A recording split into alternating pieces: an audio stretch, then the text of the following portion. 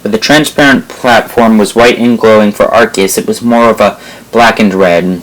It just seemed evil rather than the holy vibe you get from the Hall of Origin.